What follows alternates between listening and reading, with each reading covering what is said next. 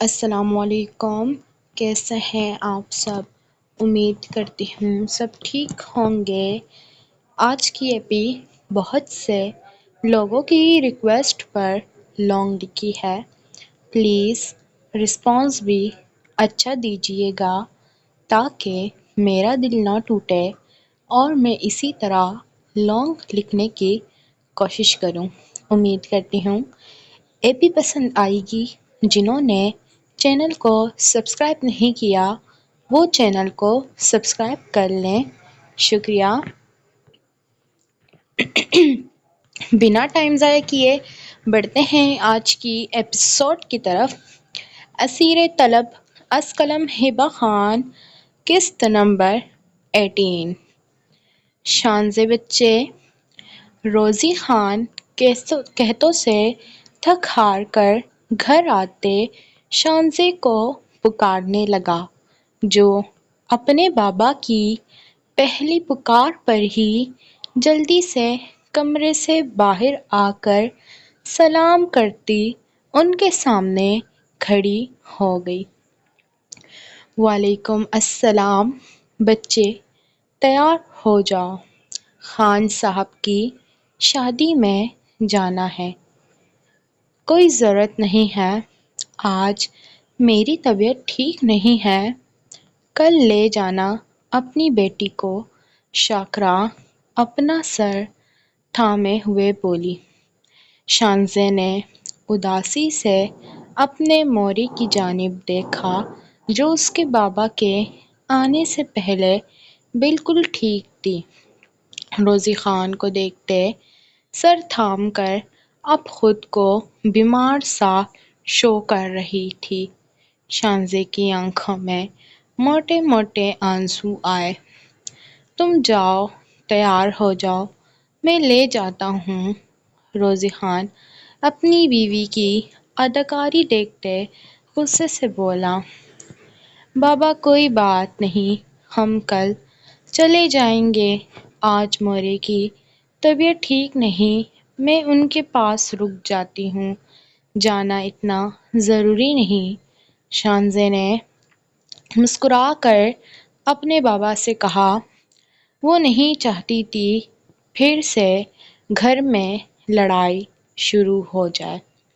لیکن بچے، لیکن کچھ نہیں بابا، میں کل چلی جاؤں گی، آج رہنے دیں نا، میں آپ کے لیے کھانا لاتی ہوں، آپ بھی تھک گئے ہوں گے، اب فوراً سے سفر کرنا طبیعت خراب ہو جائے گی، اس لیے کل جانا ہی بہتر ہے۔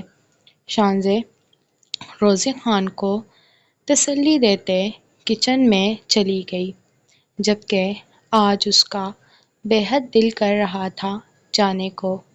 اپنا دل مار کر اس نے منع تو کر دیا تھا، لیکن آنکھیں تھی جو آنسو برسانا شروع کر چکے تھے۔ شاکرا تالیو خدای ہی ہدایت راکولیشی، شاکرا تمہیں ایک خدا ہی ہدایت دے سکتا ہے۔ روزی خان نے نفرت سے شاکرا کے چہرے کو دیکھا۔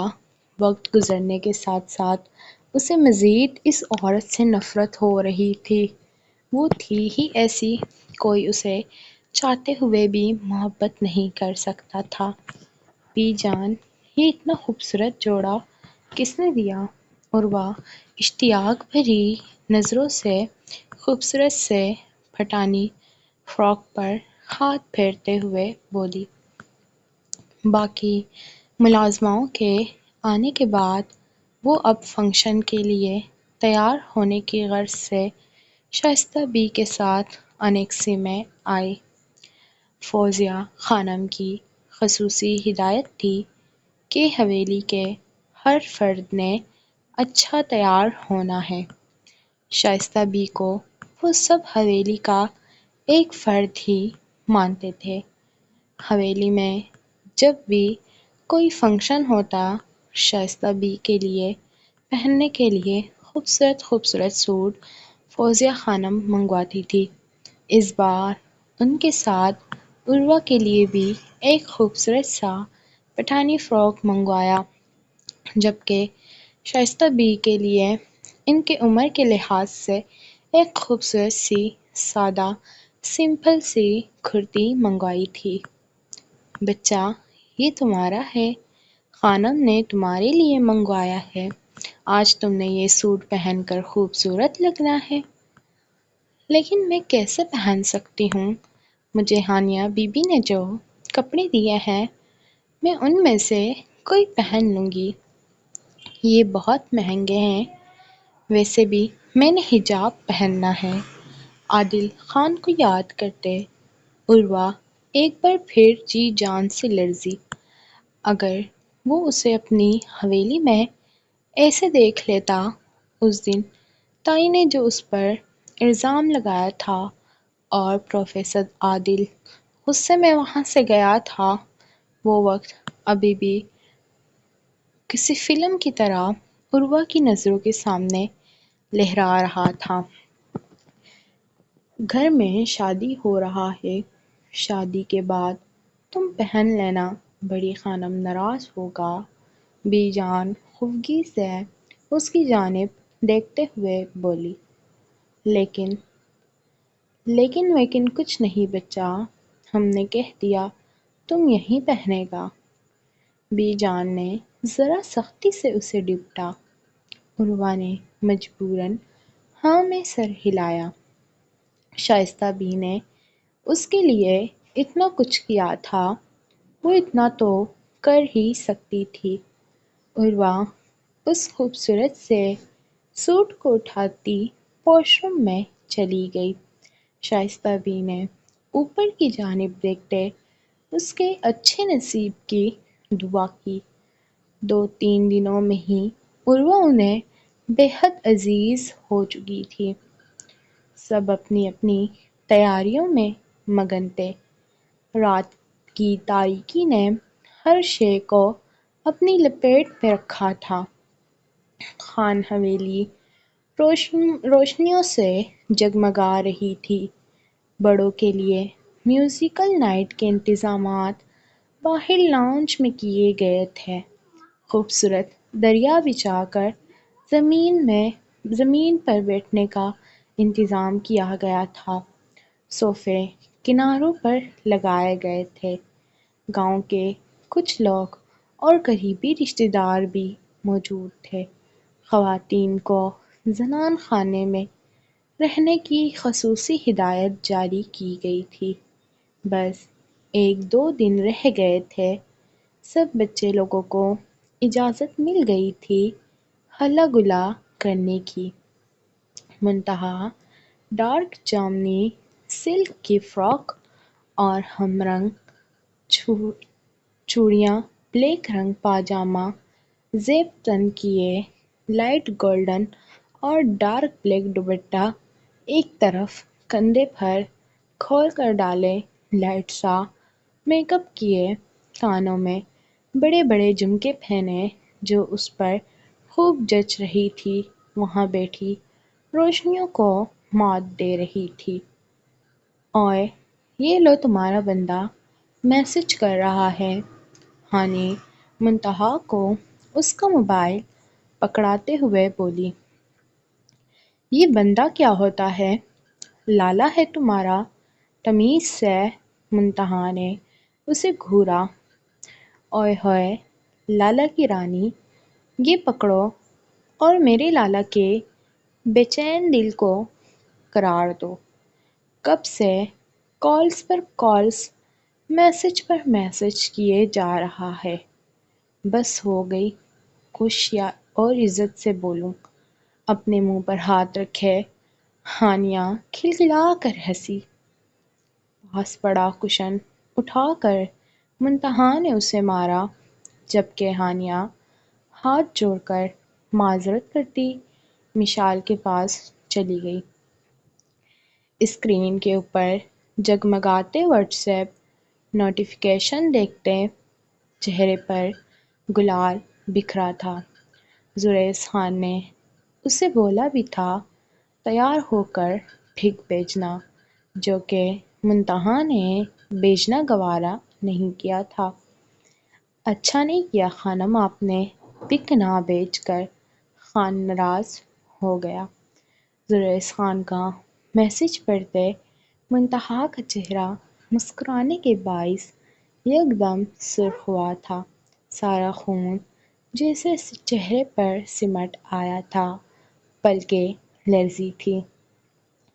ارے ارے، خان ناراض ہو گیا؟ پرومس، فنکشن ختم ہونے کے بعد بھیج دوں گی۔ اگر آپ نے پہلے اپنی خانم کو دیکھنا ہے تو آ جائیں ملنے، لیکن دھیان رہے ماموں جان باہر ہی بیٹھے ہیں۔ یہ میسج منتہا نے کیسے شرماتے گھبراتے بھیجا تھا، یہ صرف وہی جانتی تھی۔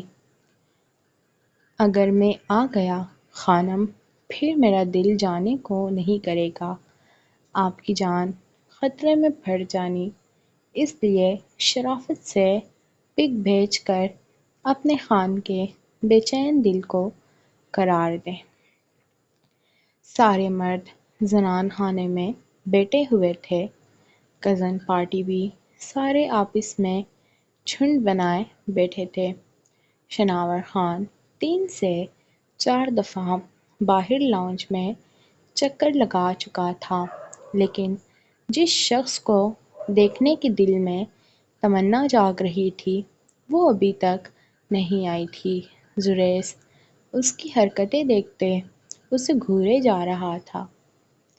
لالا، بس کر دو، تھوڑا ہم غریبوں کو بھی ٹائم دے دو۔ عادل کب سے اسے مسکرا مسکرا کر ٹائپنگ کرتے دیکھ جھنجھلا کر بولا۔ میں غریبوں کو ٹائم نہیں دیتا لالا کی جان۔ شناور کو آنکھ مارتے وہ قہقہا لگا اٹھا۔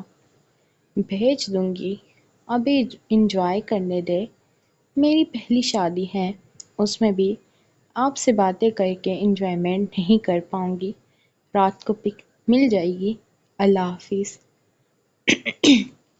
آخری میسج بھیجتے منتہا اپنا موبائل آف کرتے سب کی جانب متوجہ ہوئی۔ چہرے سے مسکراہٹ جدا ہونے کا نام نہیں لے رہی تھی، جبکہ کچھ فاصلے پر بیٹھی مشال اور ہانیہ اسے شرارتی نظروں سے دیکھ رہی تھی۔ نور اور ختیجہ گمسم سی ایک طرف بیٹھی ہوئی تھی، جبکہ ہانیہ اور مشال بھی اپنی سہیلیوں اور گاؤں کی لڑکیوں کے ساتھ گانوں کا مقابلہ کر رہی تھی۔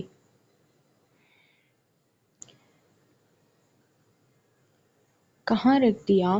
مل کیوں نہیں رہا؟ اپنے پورے الماری کو الٹ پلٹ کرتے دانیال تھک ہار کر گہری سانس لیتے بیڈ پر بیٹھ گیا۔ میشی نے رکھ دیا ہوگا، اس سے پوچھ لیتا ہوں۔ اپنے بکھرے کمرے کو ویسے ہی چھوڑتے وہ زنان خانے کی جانب چل پڑا۔ جیسے جیسے وہ زنان خانے کے قریب آ رہا تھا، میوزک کی تیز آواز اتنی ہی اسے اپنے کانوں میں بجتی سنائی دے رہی تھی۔ زنان خانے میں داخل ہوتے سامنے گاؤں کی لڑکیوں کو ہلا گلا کرتے دیکھ ایک بھی نگاہ ان پر ڈالے بغیر وہ مشال کو تلاش کرنے لگا۔ ساری لڑکیوں نے اشتیاق بھری نظروں سے لمبے چوڑے جسامت کے مالک دانیال خان کو دیکھا، جس کی خوبصورتی سے کوئی بھی متاثر ہو سکتا تھا۔ دانیال خان ساری لڑکیوں کی نظریں خود پر محسوس کرتے جھنجھلاتے ہوئے ہانیہ کو اشارے سے بلایا۔ ہاں جی دولہے لالا، خیریت ہے؟ کس کو دیکھنے کی خاطر زنان خانے میں تشریف لائے ہیں؟ ہانیہ دانیال خان کے قریب جاتی آئی برو اچکاتے پوچھنے لگی۔ ہاں خیریت ہے، بس میں مشال کو ڈھونڈنے آیا تھا، کچھ ضروری کام ہے اس سے۔ دانیال اپنی گھڑی میں وقت دیکھتے بے نیازی سے بولا۔ میرے کمرے میں ہے وہ لالا، جا کر دیکھ لیں۔ ہانیہ آنکھیں سٹپٹاتے ہوئے بولی۔ اچھا ٹھیک ہے میرا بچہ، شکریہ، بہت پیاری لگ رہی ہو۔ دانیال خان نے محبت سے ہانیہ کے سر پر ہاتھ رکھتے اپنے قدم اس کے کمرے کی طرف بڑھائے۔ اس نے اپنے مضبوط ہاتھ دروازے کی ہینڈل پر رکھا، جبکہ اپنا کام بنتے دیکھ ہانیہ جھٹ سے وہاں سے بھاگی تھی۔ نور خان جو سبز رنگ کے گہرے دار بھاری فراک میں ملبوس تھی، آستین کہنیوں سے تھوڑے اوپر تھے، جس سے اس کی سفید بازو ایک خوبصورت ہی نظارہ پیش کر رہی تھی۔ دانیال خان اسے دیکھتے مبہوت ہوا۔ نور جو کمرے میں تھوڑا آرام کرنے کی غرض سے آئی تھی، دروازہ کھلنے کی آواز پر پیچھے مڑ کر دیکھنے لگی۔ دانیال خان کو دیکھتے اس کے منہ سے ہلکی سی چیخ برآمد ہوئی۔ وہ جلدی سے بیڈ سے اٹھی تھی۔ تم، مشال کہاں ہے؟ نور کو دیکھتے خود بخود ماتھے پر تیور بنے۔ مجھے کیا پتا کہاں ہے؟ اپنے دھڑکتے دل پر ہاتھ رکھتے وہ منمنائی تھی۔ نور کے وجود پر گہری نظریں گاڑے دانیال خان اس تک پہنچتا، اس کے ہلدی سے بھرے بازو کو اپنی سخت گرفت میں لیتے اپنی طرف کھینچا۔ یہ کیا بیہودہ لباس زیب تن کیا ہے؟ بازو کو کور کیوں نہیں کیا؟ دانیال خان ہراتے ہوئے بولا، جبکہ نور تو بھی شاک کی کیفیت میں تھی۔ دانیال خان اس وقت یہاں اور اتنا غصے میں کیوں؟ نور کی جان لبوں پر آئی۔ اپٹن لگانا تھا، اس لیے۔ نور اپنی آنکھوں میں موٹے موٹے آنسو لائے اٹکتے ہوئے بولی۔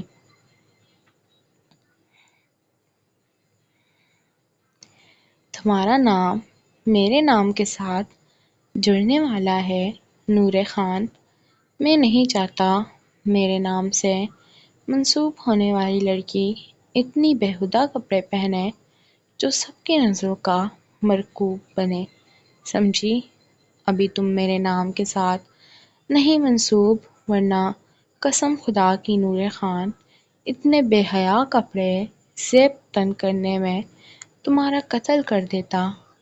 کل تم میرے نام سے منسلک ہونے والی ہو، ٹڈی لڑکی، آیت الکرسی پڑھ لو، دانیال خان سے پناہ مانگو گی، سارے بدلے چن چن کر لوں گا۔ دانیال نے ایک ہی جھٹکے میں نور کا بازو چھوڑا اور اپنے غصے کو کم کرنے کے لیے کمرے سے نکلتا چلا گیا۔ وہ خود بھی اپنی کیفیت نہیں جان پایا تھا۔ یہ چھوٹی دنیا کو وہ اس کے نام سے جڑنے والی ہے، وہ اس کے لیے اتنا پوزیسو کیوں ہو رہا؟ اسے تو محبت بھی نہیں بلکہ نفرت کہا جا سکتا تھا۔ نور بیڈ پر بیٹھے آنسو بہانے لگی۔ دانیال خان کبھی بھی موقع ہاتھ سے نہیں جانے دیتا تھا بیچاری کو ڈانٹنے کا۔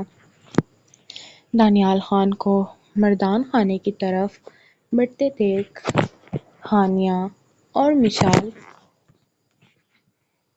اندر آئی تھی، جبکہ منتہا اور خدیجہ تو اپنی دوستوں کے ساتھ بیٹھی تھی۔ ہے نور، کیا ہوا میری جان؟ مشال پریشانی سے نور کو گلے لگا گئی، جو ہچکیوں سمیت رو رہی تھی۔ اپنے بازو کو پکڑے جہاں کچھ دیر پہلے دانیال خان کی سخت گرفت کی وجہ سے اسے لگا جیسے بازو ٹوٹ جائے گا۔ ڈائناسور ہمیشہ منہ سے آگ نکالتا رہتا ہے۔ میں مام کو کہتی ہوں مجھے نہیں کرنی ڈائناسور سے شادی، جب دیکھو مجھے ڈانٹتا رہتا ہے۔ ہانیہ کا قہقہہ گونجا تھا جبکہ مشال نے اسے آنکھیں دکھا کر پاس رہنے کا کہا۔ نور مشال کے گلے لگے اس کے بھائی کی شکایتیں کری جا رہی تھی جسے سنتی مشال ہانیہ کو آنکھ دبا گئی۔ رات کے 3 بجے آمنہ ہوش میں آئی۔ حسام خان اسے لیتے اپنے اپارٹمنٹ آ گیا تھا۔ اپنے دکھتے سر کو سنبھالتے وہ اٹھ بیٹھی۔ آنکھوں پر بازو رکھے حسام صوفے پر نیم دراز ہو کر لیٹا ہوا تھا۔ بکھرے بال سارے چہرے پر آ چکے تھے۔ اپنے ہاتھوں میں اپنے بالوں میں ہاتھ پھنسائے وہ گھٹنوں میں سر دیے گھٹی گھٹی آواز میں رونے لگی۔ اپنے کانوں میں پڑتی گھٹن زدہ آواز سنتے حسام اپنی آنکھوں سے بازو ہٹاتے جمائی لے کر اٹھ بیٹھا اور پھر بیڈ پر بیٹھی آمنہ کو دیکھا جو گھٹنوں میں سر دیے رو رہی تھی۔ باہر زور و شور سے بارش برستی موسم کو اور بھی خوشگوار بنا رہی تھی۔ چند منٹ پہلے ہی حسام لیو کی ڈیڈ باڈی کو دیکھ کر آیا تھا جو بالکل راکھ ہو چکی تھی۔ لیو سلطان شاہ کی نظروں میں تھا۔ یہ بات اس کے مرنے کے بعد حسام خان جان پایا جب سلطان شاہ نے اسے وہ ویڈیو بھیجی تھی۔ اس کا ارادہ رات ہی حویلی نکلنے کا تھا۔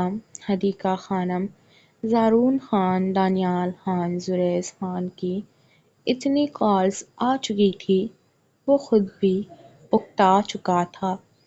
آخر وہ کرے تو کیا کرے؟ ایک عجیب سی سچویشن میں وہ پھنس چکا تھا۔ اگر وہ اس لڑکی سے نکاح کر بھی لیتا، لے کر کہاں جاتا؟ کیا وہ اپنے دل میں رہنے والی لڑکی سے بے وفائی کر سکتا تھا؟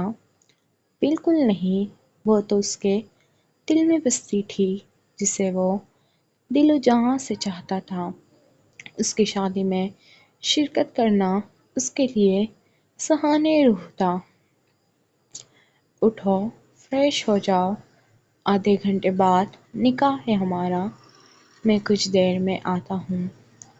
دوسری بات، یہ بیہودہ لباس تبدیل کر لو۔ واش روم وارڈروب میں تمہارے لیے ایک سوٹ ہے، پہن لو۔ میرے آنے سے پہلے تم مجھے مکمل چادر میں لپٹے ملو۔ نکاح ہونے کے بعد ہمیں پاکستان کے لیے نکلنا ہے۔ جتنی نیند پوری کرنی تھی کل کر لو گی تم۔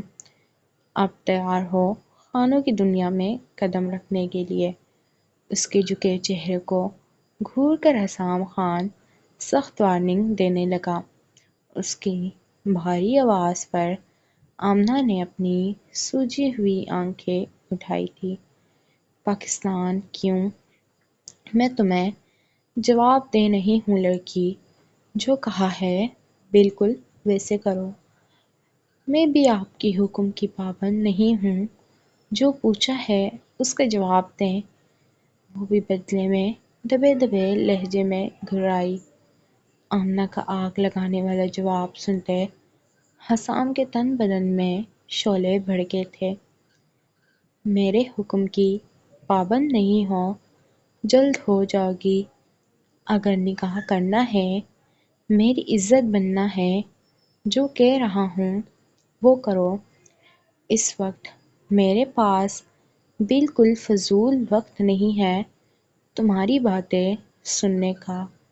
اگر تم میرے سر پر مسلط نہ ہوتی، اب تک میں پاکستان کی سرزمین پر قدم رکھ کر اپنوں کے ساتھ خوشیوں میں شریک ہوتا۔ میرے 3 بھائیوں کی شادی ہے، مجھے ابھی کے ابھی نکلنا ہے۔ صبح ہونے کا انتظار کیا، میری جنت مجھ سے ناراض ہو جائے گی، جو میں نہیں چاہتا۔ وہ ایک ہی سانس میں اسے اچھے سے سب باور کرواتے، لمبے لمبے ڈگ پڑتا فلیٹ سے نکل چکا تھا۔ یو ایڈیٹ، میں مجبور نہ ہوتی تم سے کبھی نکاح نہیں کرتی، کبھی بھی نہیں، مر جاؤ۔ اس کے حکمانہ انداز آمنہ کو زہر لگا تھا۔ یہ خر کا بچہ کال کیوں نہیں اٹھا رہا میری؟ زارون خان غصے سے حدیقہ خانم کے سر پر آ کھڑے ہوئے تھے۔ 5 سے 10 بار وہ حسام خان کو کالز کر چکا تھا، لیکن ہر بار کی طرح نمبر بزی جاتا۔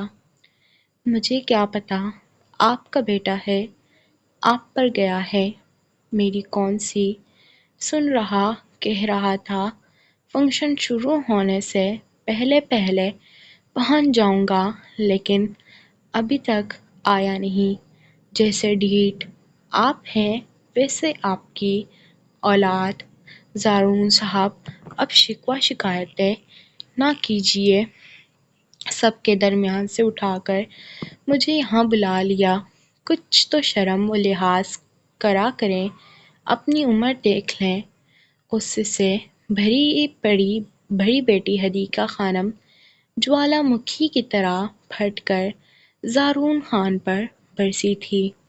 استغفر اللہ، استغفر اللہ، میں نے آپ کو یہاں حسام کے متعلق بلایا تھا، سب پوچھ رہے تھے تمہارا بڑا بیٹا کہاں ہے؟ یہاں تو میری خانم کے مزاج ہی نہیں مل رہے۔ کس کا غصہ اپنے معصوم خان پر نکالا جا رہا ہے؟ معصوم نہیں ہیں آپ، اس لیے خود کو معصوم کہہ کر معصومیت کا جنازہ نہ نکالے۔ اگر سب پوچھ رہے ہیں میں کیا کروں، آپ کے لاڈلے بیٹے نے نہ کبھی میری مانی ہے جو ابھی مانے گا، ہمیشہ سے اپنی کرتا ہے۔ آپ ہی نپٹے اس سے، مجھے اس معاملات میں مت گھسیٹے۔ آنا ہوگا آ جائے گا، نہیں تو نہ آئے۔ ویسے بھی میں سخت ناراض ہوں۔ حدیقہ خانم اداس سا چہرہ لیے اپنا رخ موڑ گئی۔ اسے حسام کی بے حد یاد آ رہی تھی۔ ارے ارے میرے بچوں کی بیوٹیفل مام، آپ رو کیوں رہی؟ ادھر میری جانب دیکھیں، سب ٹھیک ہے؟ زارون خان اس کا رخ اپنی جانب موڑتے ہوئے محبت سے پوچھنے لگا، جس پر وہ سر نفی میں ہلا گئی۔ پھر رو کیوں رہی ہو؟ میری کوئی بات بری لگی؟ اس کے ہلکے ہلکے سے میک اپ سے سجے سنورے خوبصورت سے چہرے کو دیکھتے، انہیں اپنے ہاتھوں میں بھرتے لاڈ سے بولا، آپ کے بیٹے کی یاد آ رہی ہے، گھر کی پہلی خوشی ہے، سب موجود ہے، وہ نہیں ہے، بڑی آپا بھی آئی ہے، کب سے پوچھ رہی۔ ارے میرا کیوٹ سا بچہ، اس میں رونے کی کیا بات، آ جائے گا۔ کیا پتا فلائٹ میں ہو، نیٹ ورک ایشو ہو، اس لیے کانٹیکٹ نہ ہو رہا ہو۔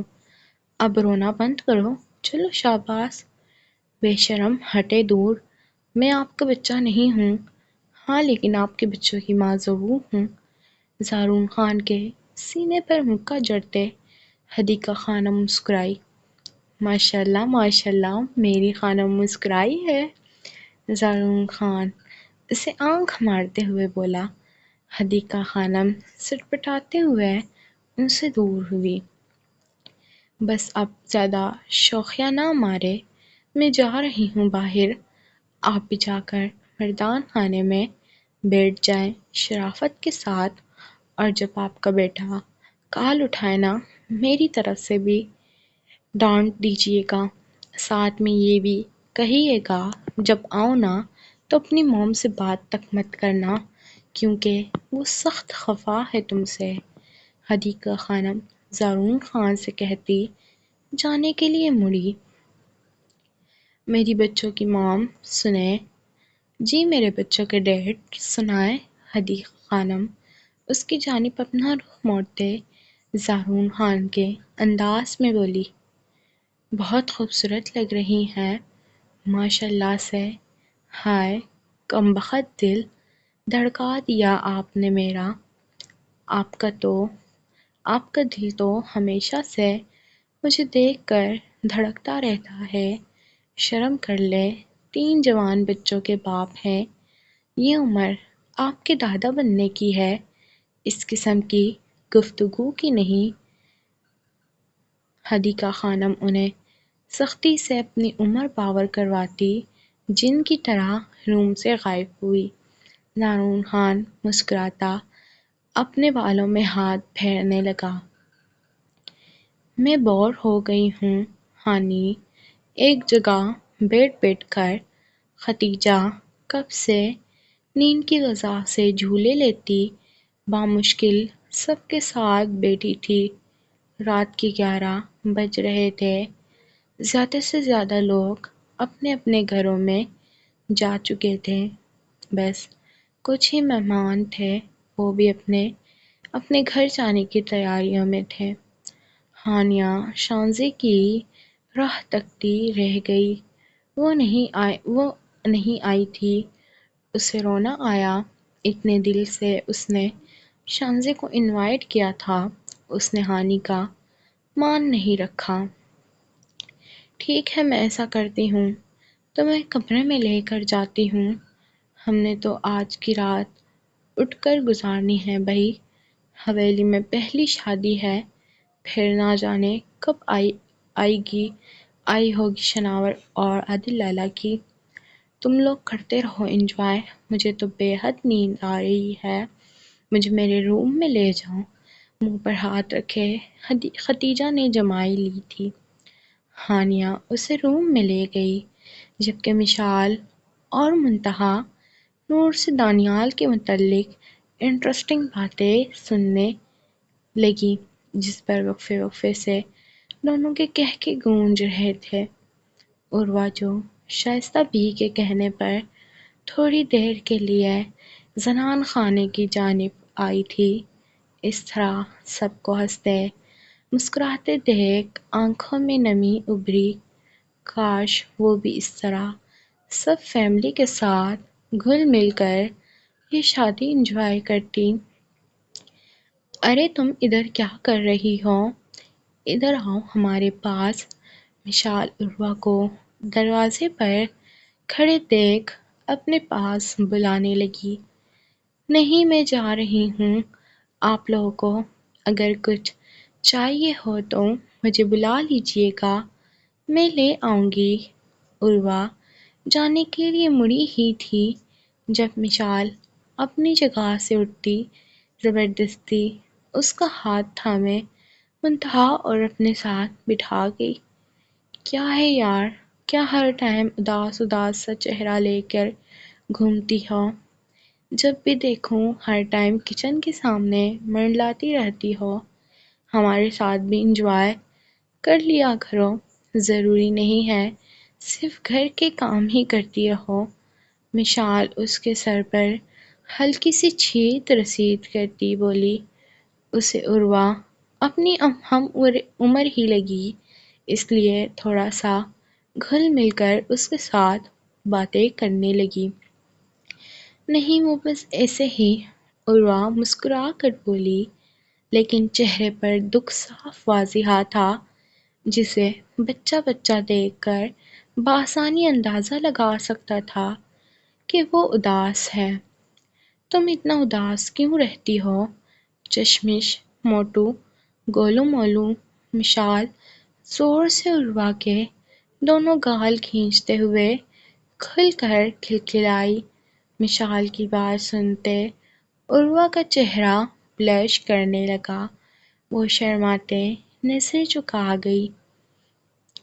اوئے ہوئے منتہا اس پٹاخے کو دیکھ کیسے شرما رہی، جیسے میں اس کا سیاں ہوں۔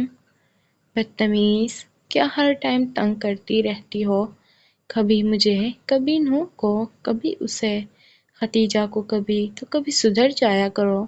منتہا نے اس کے کندھے پر ایک زوردار مکہ مارا۔ لیکن مشال تو ٹھہری، صدا کی ڈیٹ وہ کہاں چپ ہونے والی تھی۔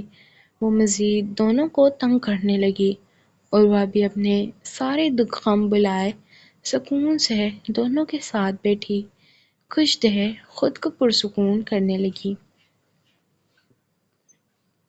کچھ ہی دیر میں حسام خان مولوی اور کچھ گواہگان کے ساتھ اپنے فلیٹ میں داخل ہوا۔ تم بیٹھو ان کے ساتھ، میں آتا ہوں۔ میجر فواد اپنے بیسٹ فرینڈ کو ہدایت دیتے ہی آمنہ کو لینے روم میں چلا گیا۔ اپنے دونوں ہاتھوں کو ایک دوسرے میں بھینچے آمنہ مسلسل کمرے میں ٹہل رہی تھی۔ دماغ اور دل کی آپس میں ایک جنگ سی چل رہی تھی۔ کمرے کا دروازے کھلنے کی آواز پر اس نے اپنی نظریں دروازے کی جانب موڑی۔ حسام خان کو اندر آتے دیکھ اس کی جان میں جان آئی۔ اکیلے اس چھوٹے سے فلیٹ میں اسے بہت خوف محسوس ہو رہا تھا۔ رات کے اس پہر وہ کبھی بھی گھر میں اکیلی نہیں رہی تھی۔ ہمیشہ اس کے پاس گرینڈ ماں ہوتی تھی، حتیٰ کہ رات کو سوتے بھی اپنی گرینڈ ماں کے ساتھ تھی۔ باہر مولوی صاحب آئے ہیں، کبرڈ میں بڑی سی چادر ہے، اسے چہرے پر اوڑھ لو اور اپنے فادر کا نام بتا دو۔ بنا اس کی جانب دیکھے حسام دروازے سے ٹیک لگائے بولا، مصطفیٰ عبد الرحمن۔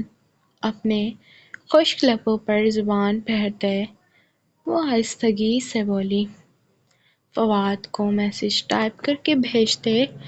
اب کی بار حسام خان نے نظریں اٹھا کر اس کی جانب دیکھا، جس کا پورا وجود سردی کے باعث لرز رہا تھا۔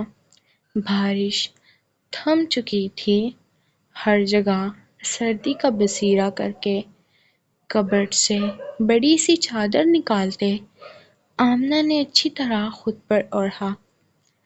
میں نے چہرہ بھی ساتھ میں ڈھانپنے کو کہا ہے۔ حسام خان قدم بقدم اٹھاتے اس کی جانب آ رہا تھا۔ اپنا خشک حلق تر کرتے آمنہ پیچھے کو قدم لیتے دھڑام سے بیڈ پر گری۔ اسے خوف سے بیڈ پر گرتے دیکھ حسام چند قدم پیچھے ہو کر اپنے مضبوط ہاتھوں کو سینے پر باندھے اسے دیکھنے لگا۔ ایک بات کان کھول کر سن لو، دماغ اور دل میں اگر کوئی ہے، میرے نکاح میں آنے سے پہلے آزاد کر کے لندن چھوڑ آنا۔ حسام خان کی عزت کو اگر کبھی تار تار کرنے کی کوشش کی بہت برا پیش آؤں گا۔ امید کرتا ہوں مجھے کسی بھی قسم کی شکایت کا موقع نہیں ملے گا۔ اٹھو، چہرہ ڈھانپو، جلدی سے پارک کے لیے نکلنا ہے۔ تھوڑا دور ہو۔ حسام اس سے دور جا کر کھڑا ہو گیا۔ ایک گہری سانس آمنہ نے فضا کے سپرد کر کے اٹھتی چہرے پر گھونگھٹ کی طرح ڈالتے حسام کے پیچھے پیچھے باہر لاؤنج میں آئی، جہاں کچھ آدمی اور مولوی صاحب بیٹھا تھا۔ آمنہ کو ہاتھوں سے تھامے حسام نے احتیاط سے صوفے پر بٹھاتے خود بھی ساتھ بیٹھ گیا۔ وہ اپنی زندگی کا سب سے بڑا فیصلہ کرنے جا رہا تھا، بنا اپنے گھر والوں کو بتائے۔ اسے یاد تھا اس کی مام کی سب سے بڑی خواہش یہی تھی کہ وہ اس کی شادی انجوائے کرے اور اپنی پسند کی لڑکی سے کرائے۔ اگر انہیں یہ پتہ لگ گیا کہ وہ ان کی مرضی کے بغیر نکاح کر آیا ہے، وہ وقت وہ پل سوچتے حسام بری طرح سے بے چین ہو رہا تھا۔ دل نکاح کرنے سے انکاری تھا، لیکن شاید یہ اس کے ماں باپ کے لیے قابل فخر کی بات ہوگی۔ ایک بے سہارا لڑکی کو اگر وہ اپنی عزت بنا رہا تھا، اس سے اچھی اور کیا بات ہو سکتی تھی؟ حسام خان کی نظر میں وہ اپنے دل میں رہنے والی زریس خان کی منقوہ کو آزاد کرنے جا رہا تھا۔ وہ تو شاید اس کی تھی ہی نہیں، وہ تو چھوٹی سی تھی جب زریس خان کے نام سے منسلک ہو گئی تھی، لیکن دل میں جو ایک بار بس جائے وہ بے حد مشکل سے نکلتے ہیں۔ حسام خان کے دل سے کبھی بھی منتہا نہیں نکلی تھی، وہ ہمیشہ سے اس کے دل میں بسیرا بنائے ہوئی تھی۔ 5 سال کا انتظار مزید کتنے زمانوں پر محیط ہے؟ کیا کچھ لمحے چرائے نہیں جا سکتے؟ اس کائنات میں ایسی کوئی جگہ نہیں جہاں زمانے کے بوجھ سے آزاد ہو کر اپنی بھڑکوں کی روایتوں سے چپ کر 2 گھڑی ہم ایک دوسرے کو دیکھ سکے۔ خدا را وقت سے کہو، ایک لمحے کی مہلت دے، میری آنکھوں میں تمہیں دیکھنے کی بڑی حسرت ہے پٹھانی۔ منتہا کو یاد کرتے حسام کا دل زوروں سے دھڑکا تھا، لیکن وہ تو زریس کی تھی، اس کے جگری یار کی، جس پر نظر رکھنا مطلب اپنے دوست کے ساتھ غداری کرنے جیسا تھا، خدا کو ناراض کرنا تھا۔ وہ اس کی بھابھی تھی، پر وہ چاہ کر بھی اسے نہیں نکال پا رہا تھا اپنے دل سے۔ منتہا کو اپنے دل سے اپنی محبت سے آزاد کرنے کا اس کے پاس ایک ہی حل تھا، وہ نکاح تھا۔ بے شک نکاح ایک ایسا بندھن ہے جو میاں بیوی کے درمیان محبت اور خلوص کا خوبصورت سا رشتہ قائم کر لیتی ہے۔ نکاح شروع کریں قاضی صاحب۔ حسام خان کے کہنے پر مولوی صاحب نے نکاح پڑھوانا شروع کیا۔ حسام خان ولد زرون خان، آپ کا نکاح آمنہ خان ولد مصطفیٰ عبدالرحمن کے ساتھ 5 لاکھ حق مہر کی بنیاد پر طے کیا جاتا ہے۔ کیا آپ کو قبول ہے؟ قبول ہے۔ یا خدایا اسے میرے دل سے نکال دے، میری شریک حیات کے لیے میرے دل میں محبت جیسا جذبہ پیدا کر دے۔ وہ دھڑکتے ہوئے دل کے ساتھ اسے ایک بار قبول کر چکا تھا۔ حسام خان ولد زرون خان، آپ کا نکاح آمنہ ولد مصطفیٰ عبدالرحمن کے ساتھ 5 لاکھ حق مہر کی بنیاد پر طے کیا جاتا ہے۔ کیا آپ کو قبول ہے؟ قبول ہے۔ یا اللہ میرے دل کو اس انجان لڑکی کے لیے پاک صاف کر دے، مجھے توفیق دے، میں کبھی اس کے حقوق میں کوئی کمی نہ آنے دوں۔ وہ دوسری بار بھی دھڑکتے ہوئے دل کے ساتھ اسے قبول کر چکا تھا۔ حسام خان ولد زرون خان، آپ کا نکاح آمنہ خان ولد مصطفیٰ عبدالرحمن کے ساتھ 5 لاکھ حق مہر کی بنیاد پر طے کیا جاتا ہے۔ کیا آپ کو قبول ہے؟ قبول ہے۔ یا اللہ میرے دل کو اس انجان لڑکی کے لیے پاک صاف کر دے، مجھے توفیق دے، میں کبھی اس کے حقوق میں کوئی کمی نہ آنے دوں۔ وہ دوسری بار بھی دھڑکتے ہوئے دل کے ساتھ اسے قبول کر چکا تھا۔ حسام خان ولد زرون خان، آپ کا نکاح آمنہ خان ولد عبدالرحمن کے ساتھ 5 لاکھ حق مہر کی بنیاد پر طے کیا جاتا ہے۔ کیا آپ کو قبول ہے؟ قبول ہے۔ یا میرے خدایا مجھے ہمت دیتے رہنا کہ میں اپنی فیملی کو جب اس انجان لڑکی کے بارے میں بتاؤں تو وہ اسے قبول کریں، مجھے ہمت دینا یا اللہ میں کبھی اس لڑکی کے ساتھ زیادتی نہ کر جاؤں۔ حسام خان کے نکاح نامے پر دستخط لیتے اب مولوی صاحب آمنہ کی جانب متوجہ ہوئے۔ آمنہ ولد مصطفیٰ عبد الرحمن آپ کا نکاح حسام خان ولد خان کے ساتھ 5 لاکھ حق مہر کی بنیاد پر طے کیا جاتا ہے، کیا آپ کو قبول ہے؟ قبول ہے۔ یا اللہ پاک تیرا لاکھ لاکھ شکر، مجھے اس اندھیری رات میں درندوں سے محفوظ تحفظ بخشنے کے لیے۔ حسام خان کے نکاح نامے پر دستخط لیتے اب مولوی صاحب آمنہ کی جانب متوجہ ہوئے۔ آمنہ ولد مصطفیٰ عبد الرحمن آپ کا نکاح حسام خان ولد زرون خان کے ساتھ 5 لاکھ حق مہر کی بنیاد پر طے کیا جاتا ہے، کیا آپ کو قبول ہے؟ قبول ہے۔ یا اللہ مجھے نیکی کی ہدایت عطا فرما، مجھے پردہ کرنے کی توفیق عطا فرما۔ اس لڑکی نے مجھ سے نکاح کیا ہے، یا اللہ مجھے ہمت دینا، میں کبھی بھی کسی کے سامنے اسے رسوا نہ کروں۔ آمنہ ولد مصطفیٰ عبد الرحمن آپ کا نکاح حسام خان ولد زرون خان کے ساتھ 5 لاکھ حق مہر کی بنیاد پر طے کیا جاتا ہے، کیا آپ کو قبول ہے؟ قبول ہے۔ دوسری بار بھی آمنہ نے اس انجان لڑکے کو اپنے دل و جان کا مالک بناتے ہوئے قبول کیا تھا، جس سے ہر بار ملاقات ایسی ہوئی جو کوئی بھی خانزادہ ڈیزرو نہیں کرتا۔ آمنہ ولد مصطفیٰ عبد الرحمن آپ کا نکاح حسام خان ولد زرون خان کے ساتھ 5 لاکھ حق مہر کی بنیاد پر طے کیا جاتا ہے، کیا آپ کو قبول ہے؟ قبول ہے۔ یا اللہ مجھے توفیق عطا فرما، میں اس سربراہ خانزادے کو پورے حق دوں۔ خوش آمدید سربراہ خان میری زندگی میں۔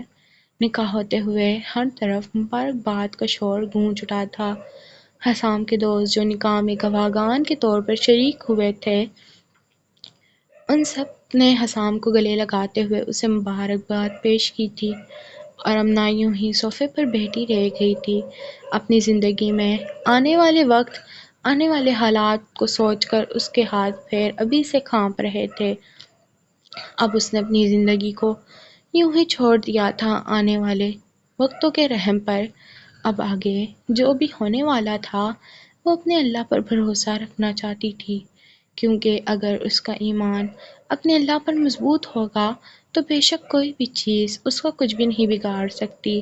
جاری ہے، امید کرتی ہوں ایپی پسند آئی ہوگی، پسند آئے تو لائک اور کمنٹ کر کے اپنے پیار کا اظہار کرنا نہ بھولیں۔ ملتے ہیں نیکسٹ ایپیسوڈ میں، پلیز لائک اور سبسکرائب کر کے پیار کا اظہار کرنا نہ بھولیں۔ اللہ حافظ۔